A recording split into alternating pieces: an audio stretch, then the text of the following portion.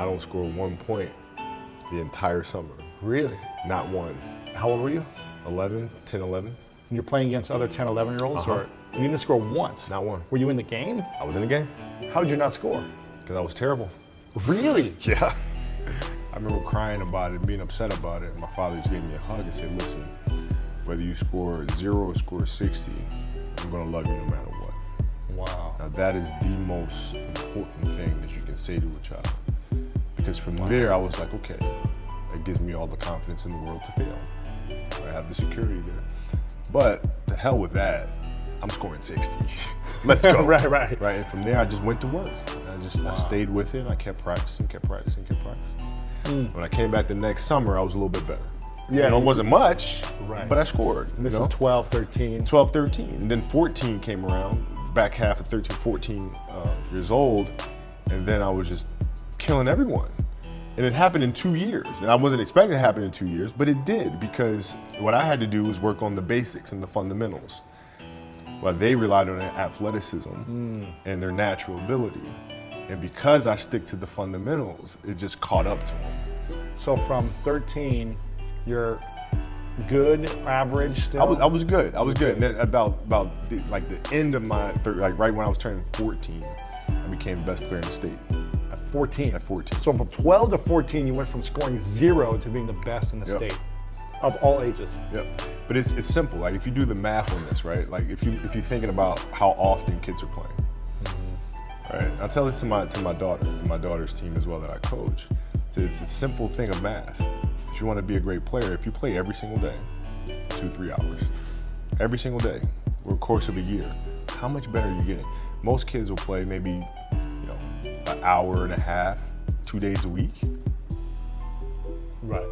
Do the math on that. It's It's not going to get it done.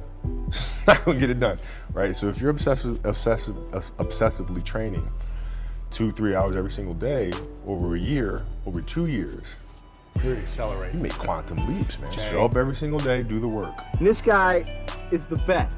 You're the best player in the nation for anybody in high school. It feels good. It's great confidence, but you have to keep moving on. Cause I know a lot of guys who've been #1 in the past years, and it just fell off a cliff. So I have to keep working hard, and hopefully everything will work out. I'll be #1 in the future. You also said that you want to play against Michael Jordan before he retires. He's only got probably 3 or 4 more years left, so. I know he's an old guy. He's an old guy. But nah, that'd be something that I love to do because I watched him growing up. And Michael Jordan is somebody that I've always looked up to and I want to play against. Rumors are flying all over that you're the one player here who's thinking seriously of making the transition right from the high school ranks to the professional ranks. How serious is that part of your decision? Well, it's definitely a possibility. I think I'd be foolish not to look into that. So obviously I'm going to take a look into it and see what my options are. So it's a possibility. Kobe Bryant, I have decided to skip college and take my talent to the NBA. Yeah.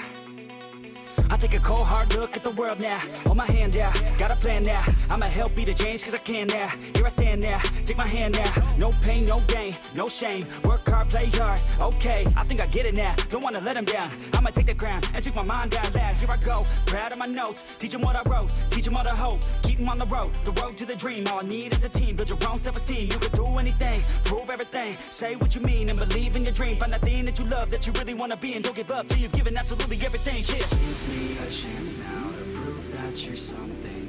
In your own head, all these thoughts you're confronting. We've all been there when you feel like you're nothing. Shut that shit down, crush those thoughts and just trust me. Confidence comes from preparation. When I prepare, I know what I'm capable of doing, I know what I'm comfortable doing, and I know what I'm not comfortable doing. So when the game's on the line, I'm not asking myself to do something that I haven't done thousands of times before. And so in those moments, if it looks like I'm ice cold or not nervous, it's because I've done it thousands of times before. So it's one more time.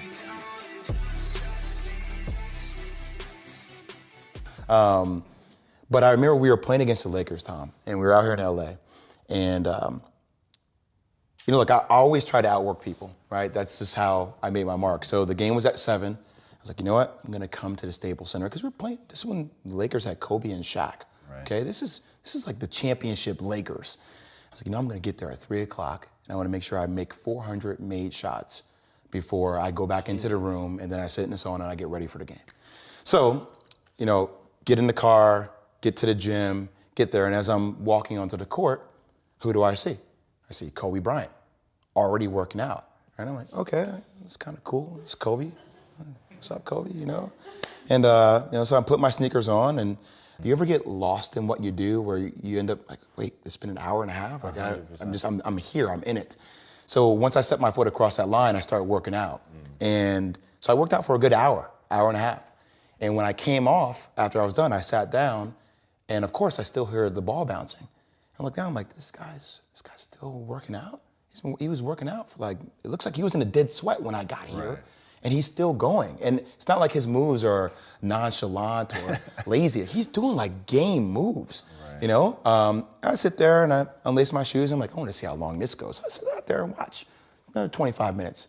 And he got done. I was like, okay, I think I've seen enough. Go play, come back, get in the sauna, get ready for the game. That game, he drops 40 on us, Whoa. Okay? And after the game is over, I'm like, I have to ask this guy. Like, I have to understand, like, why he works like that. Right. So after the game is over, I'm like, hey, Kobe, like, why were you in the gym for so long? He's like, because I saw you come in, and I wanted you to know that it doesn't matter how hard you work, that I'm willing to work harder than you. Wow. And he's like, there's nothing wrong with that. Like, I'm not saying I dislike you as a person. You inspired me to be better. Right. And it was the first time I started to see this level of competitiveness where I said, I need to start doing more. Right. Wow. My philosophy was a very simple one. And this is where I think film plays a big part of my life. Rudy was one of my favorite films growing up. Right? And if you guys haven't seen Rudy, I suggest you watch Rudy. After watching that film, I come to understand if I could work that hard every day, with being blessed with the physical tools that I have, what would my career be? And I made a promise to myself from that day that I was going to work that hard every single day, so that when I do retire, I have no regrets. And that was the most important thing for me, is to leave no stone unturned, get better every single day. And if I lived that way, then over time, I'd have something that was beautiful. But that was my philosophy. It seems like a pretty simple one, but if you live your life to just get better every single day, if you do that for 20 years, what do you have? And if you got to get up every single morning and remind yourself how hard you need to work, you probably need to choose a different profession, because that shouldn't be there. I wake up in the morning excited to get to it. If I'm not training, I'm missing it. If I'm not watching a game of basketball, I miss it. There's no place I'd rather be. And if you have that feeling, then you're truly doing what God has put you on this earth to do. Like you said, I'm going to get up at 4. Everybody's get up at 6. If everybody's going to get up at 4, I'm going to get up at 2. Right. Right. How do you develop that, or where do you learn that from? Well, I think it's just it's just a matter of what's important to you, and what's important to you for whatever reason. I felt like I didn't feel good about myself if I wasn't doing everything I could to be the best version of myself. If I felt like I left anything on the table, it would eat away at me. I wouldn't be able to look myself in the mirror. Right? So the reason why I can retire now and be completely comfortable about it, because I know that I've done everything I could to be the best basketball player I could be. And so that's where it comes from for me. You can't leave any stone unturned. You're going to show up to play, and you're going to lollygag through this scrimmage, through this drill. I'm going to beat you. I'm going to let you know I beat you. I'm going to want you to reconsider your professional life choice. If your job is to try to be the best basketball player you can be, right? To do that, you have to practice, you have to train, right? You want to train as much as you can, as often as you can. So if you get up at 10 in the morning, train for 2 hours, 12 to 2, you have to let your body recover. So you eat, recover, whatever. You get back out, you train, start training again at 6.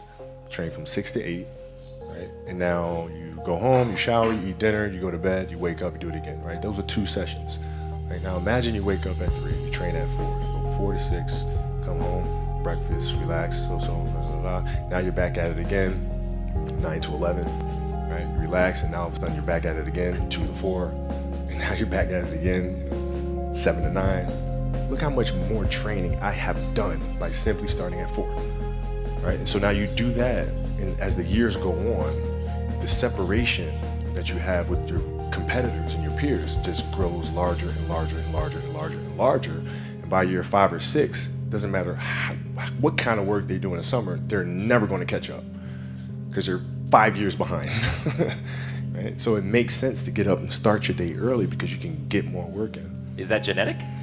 Or is that something you ingrained and trained yourself? No, it was Who just, taught you that? For me, it was just common sense. Like I can if I start earlier, I can train more hours, and I know the other guys aren't doing it because I know what their training schedule is. Right? So I know if I do this consistently over time, the gap's just going to widen and widen and widen and widen and widen, and they won't be able to get that back. So to me, it was just common sense. I'm like thinking, how can I get an advantage? Oh, start earlier. Yeah, let's do that. When did you start doing that? High school.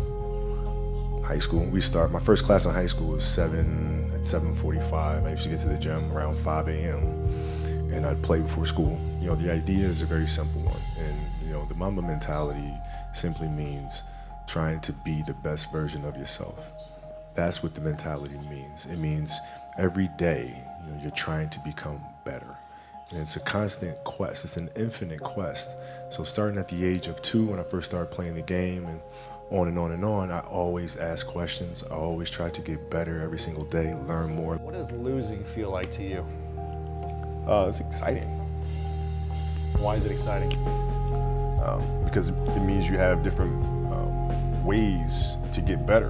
There's certain things that you can figure out, that you can take advantage of, right? Certain weaknesses that were exposed that you need to shore up, right? So it was exciting. I mean, it sucks to lose. Right.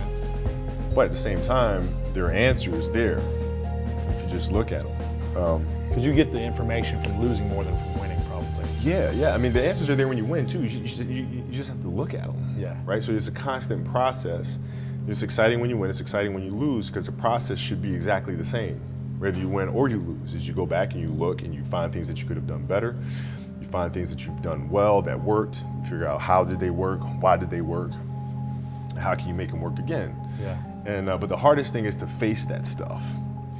You know, the mistakes that you've made in that game, you have to do the hard stuff and watch that game and study that game to not make those mistakes over and over again just because you weren't brave enough to face it. You got to deal with it. Face it. Got to deal with it. Face it, learn from it. And what was your routine and ritual like after every game? Would you watch almost every game over, or certain games? All of them.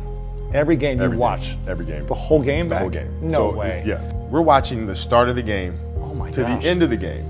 And not like the TV feed. We're watching the in-arena feed. The layup line, the timeouts. Oh my gosh. Yeah. Rewinding, stopping, fast forward, rewinding, slow motion, every little thing, every game of that season.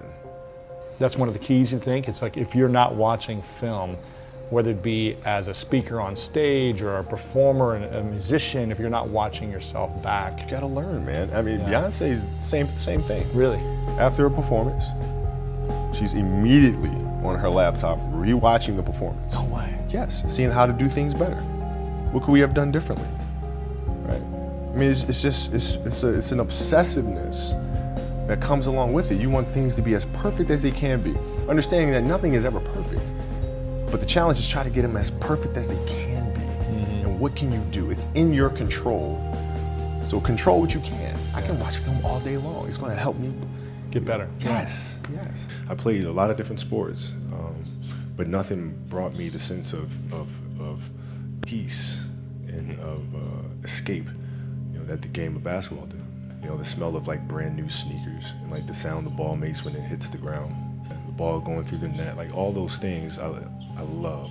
And so the passion comes from that, because once you have that love, you just want to be a part of this thing all the time. How do kids find that passion then?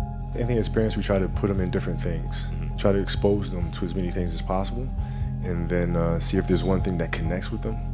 You know, because if it does, you don't have to tell them to do it. You know, whether it's writing or painting or drawing, you know, if they have that passion, you don't have to tell them. They'll go off and do it because it's just fun. They'd rather do that than anything else.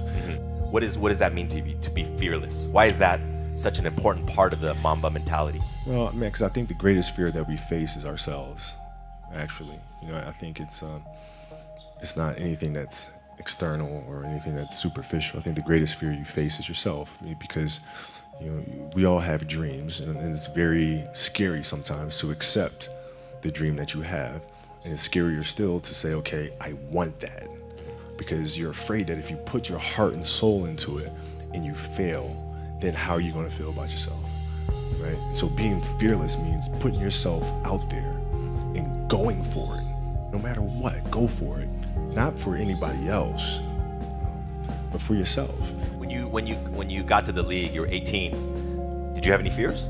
Yeah, I mean, you know, I had fears that everybody was going to be right. I made a poor choice, poor decision. Jump from high school to the NBA. And I wasn't going to amount to anything. So that was always in the back of my mind, for sure. The way we approach the game, the same way we approach life. You do the right thing. You make the right play.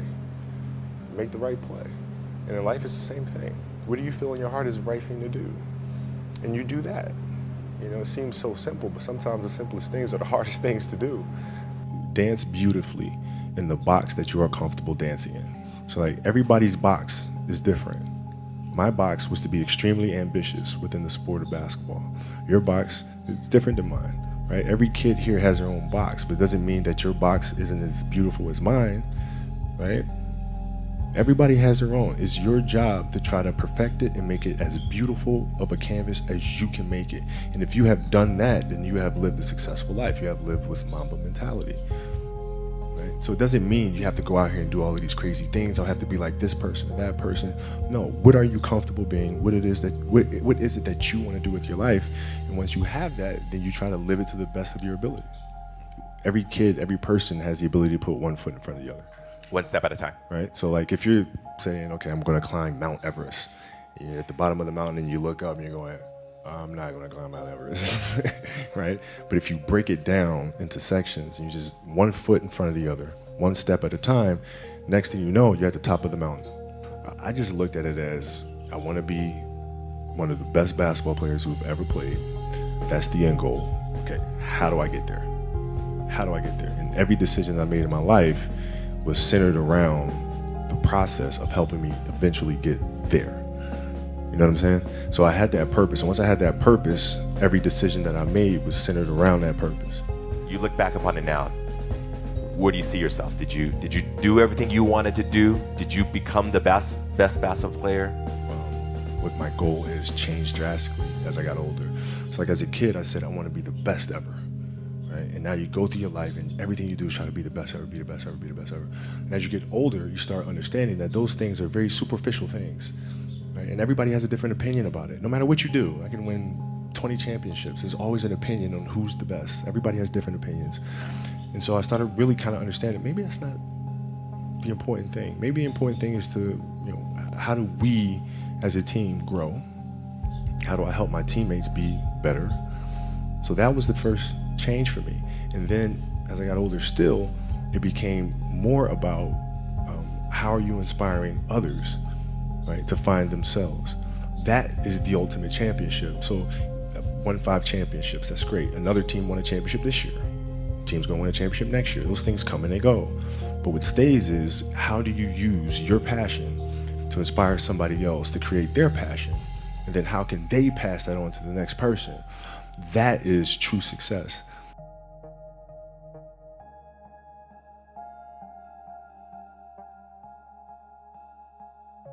We're here to celebrate greatness for 20 years. Excellence for 20 years. The other forward for the final time, number 24 on the floor, 6'6".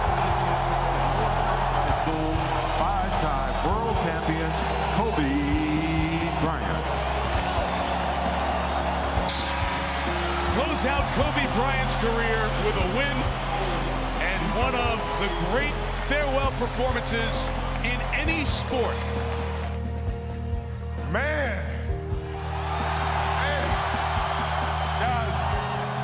You know, it's, I can't believe how fast 20 years went by. I mean, this is crazy. No words can describe how I feel about you guys. And thank you from the bottom of my heart. God, I love you guys. And I love you guys. And Mamba out.